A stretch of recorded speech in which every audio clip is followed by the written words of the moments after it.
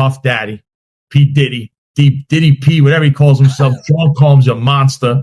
Okay. Same thing like Madry almost. Baby oil. The evidence in that trial was, I don't know. But the backdrop on that, Serena, tying in Eric Adams was Eric Adams' prosecutors, I believe it was Mr. Scott that was left, was the one that was going to be handling Eric's case and the P. Diddy case.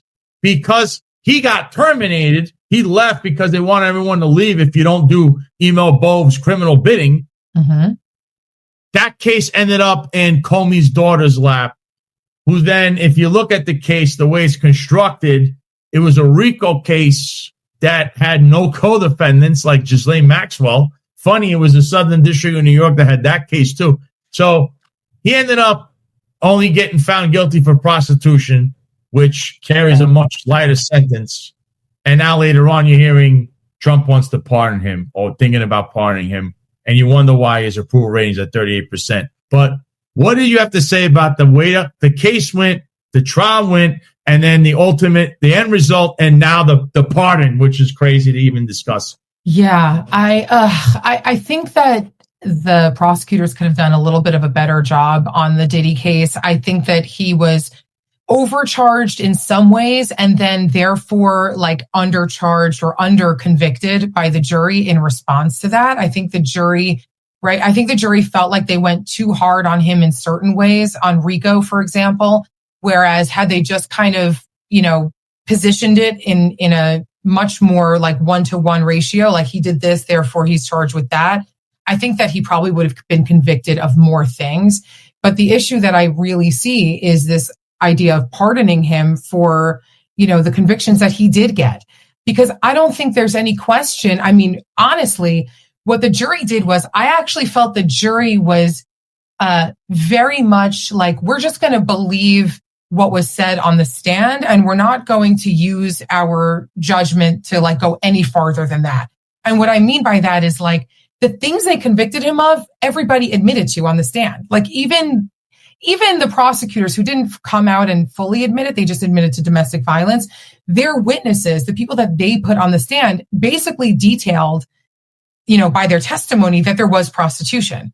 And so there wasn't any like leap of faith after that. Like it happened and pretty much both sides agreed without, wanting to agree, obviously. But it was out there. It was obvious. And so for me, why would you consider a pardon when it was very black and white, very clear that this actually did happen? And then above and beyond that, typically people who are pardoned, you would think it's because of all the other great things they do with their life, like, oh, they should be pardoned because this was just an aberration. This was like a one-time thing. And look at all the other wonderful things they do.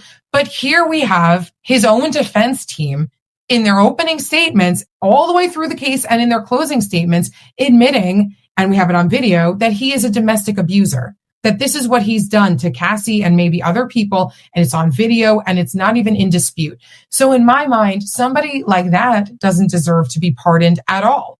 If they were convicted, and he was convicted of like the lowest stuff as it is. So nobody can come out here and say, boom, he was convicted of things he didn't really do or it was a stretch. And number two, look at all the other great things he did with his life. He doesn't fulfill either of those two things. So I don't know.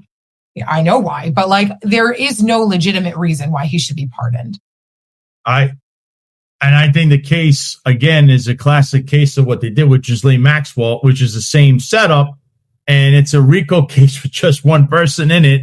Yeah. So what is she in jail for? Because you did all this work for who? Yourself? Because clearly there were other people involved that I think the Southern District has done a great job in masking other players. Mm-hmm. Yet they still charge as if it's a RICO case, which I'm flabbergasted. I'm stunned that Trump trying to pardon this guy. I thought this guy, I don't know what, he's not appealing to the low information masses by doing this. This is not a good move. You look corrupt. It seems corrupt. And it seems like the people that testified, the victims, nobody cares about him because we're just going to let this monster go back to doing what he was doing, which is threatening people and doing other stuff, which is what he's known to do. He should be in prison. He is found guilty. Mm-hmm. That's it. That's how I see it. I don't know. I just can't believe this happened. I'm with you. It sets terrible precedent also. It is. Now that's the precedent that if you're friends with the right people, there's a two-tier justice system. We complained about this under Joe Biden as president, yet it is continued under Donald Trump as president. Because if you're P. Diddy, you could get pardoned. They're even talking about you getting pardoned before his lawyer made this, I guess, appeal to President Trump.